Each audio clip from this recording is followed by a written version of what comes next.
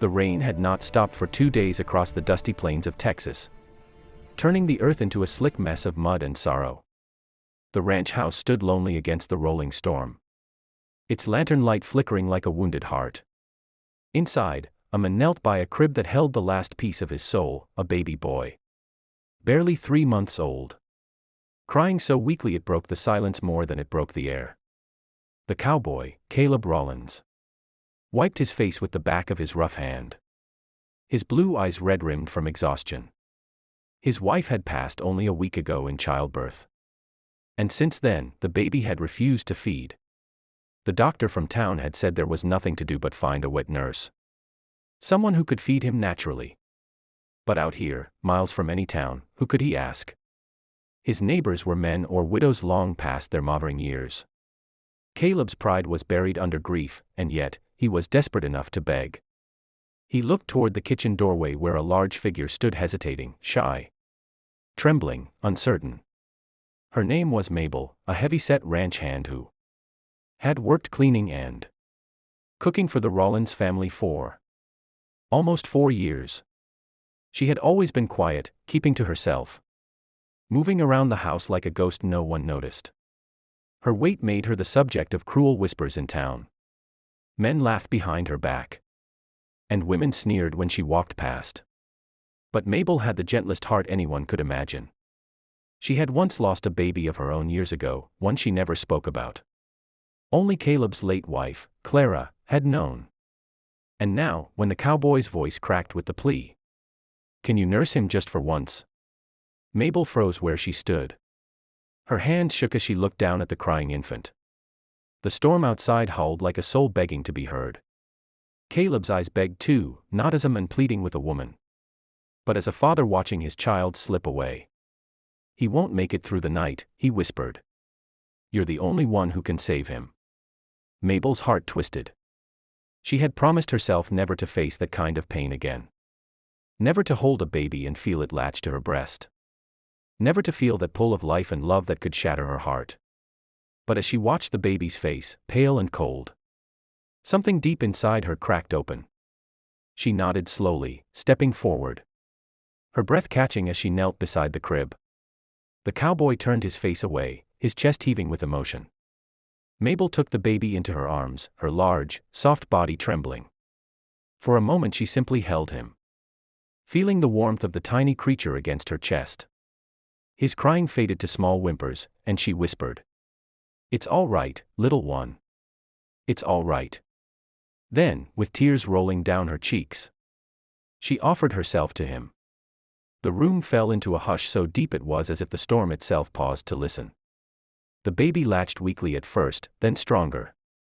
And then a miracle happened, he began to feed. Caleb turned then, his eyes wide with disbelief, and when he saw his son drinking, his knees gave out beneath him. He fell to the floor, sobbing quietly, whispering, "Thank you, Lord. Thank you." Mabel closed her eyes, a soft cry escaping her lips, a mixture of grief and relief, of pain and peace. In that moment, two broken souls were bound together by a small, fragile life. Hours passed. The baby slept peacefully in Mabel's arms while Caleb sat across the room, staring into the fire. He had been a strongman once, known for his pride and his temper. But now he was just a man trying to survive his own loss. "I don't know how to repay you," he said softly. "You don't owe me anything," Mabel replied, still rocking the baby gently. "Just make sure he grows up knowing he was loved." Caleb nodded. But there was a strange warmth in his chest, something that hadn't been there in weeks. As the days turned into weeks, Mabel stayed at the ranch, caring for the baby as if he were her own. She would hum lullabies while milking the cows or tending to the chickens, always with the baby strapped close to her chest. The townsfolk began to gossip when they saw her with the child. They whispered that Caleb had gone mad with grief, that he'd taken in a woman who wasn't his equal. But neither of them cared. Caleb worked harder than ever, building new fences, repairing the barn. And every night he'd find himself watching Mabel by the firelight, her round face glowing with warmth, her laugh soft but rich, her heart so full of love it filled the entire house. One evening, Caleb came in from the fields. Soaked in sweat, his shirt clinging to his back. He found Mabel sitting on the porch with the baby asleep in her arms. The sun was setting behind them, turning the sky into gold. "He's grown stronger," Caleb said, sitting beside her. "You saved him." She smiled faintly. "I didn't do it alone," she murmured. He turned to her, studying the softness in her eyes. "Maybe not," he said. "But you saved me too." For a long moment, neither spoke. The world around them seemed to hold its breath. Mabel looked away, embarrassed. "Don't say things like that," she whispered. "People talk enough already." Caleb chuckled lowly. "Let them talk. You're the kindest woman I've ever met. I don't care what they say." His tone was simple. Honest, but his words hit her harder than he realized. No one had ever spoken to her like that. No one had ever seen her heart before her sighs. And as she looked at him, she saw not a cowboy, but a man who had been broken and remade by pain.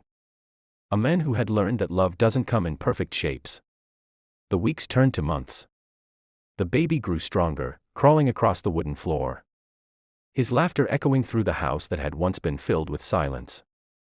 Mabel stayed, though she often thought about leaving, afraid that one day, when the baby no longer needed her, Caleb would send her away. But every time she packed her things, Caleb would stop her.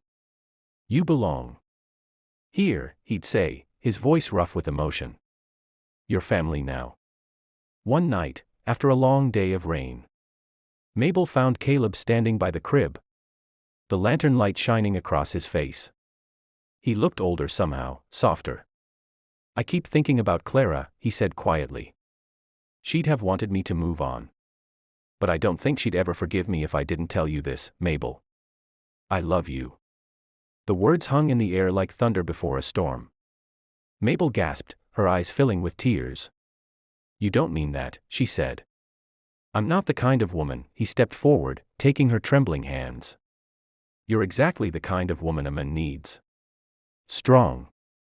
Gentle. Real." Mabel broke down then, sobbing into his chest. All the years of loneliness pouring out of her. Caleb held her, his arms wrapped tight. Whispering, "You saved us, Mabel. You made this house a home again." Outside, the storm began to fade, and a calm spread through the night. The baby stirred in his crib, cooing softly, as if blessing the love that had quietly grown between them. By the time spring rolled around, the ranch was alive again, flowers blooming, fences mended, laughter echoing from the porch. Mabel and Caleb worked side by side, their bond unspoken but deep. And every evening, when the baby played at their feet, they'd share a glance, a look that said everything without needing words. Sometimes, Mabel would remember that first night, the fear, the pain, the miracle. She'd look at the child she had once saved and smile, knowing she had been saved too. And though the world might never understand how a heart so broken could heal another, the cowboy and the woman, who once hid from her own reflection, found a love that was greater than pride, deeper than grief, and strong enough to outlast the storms.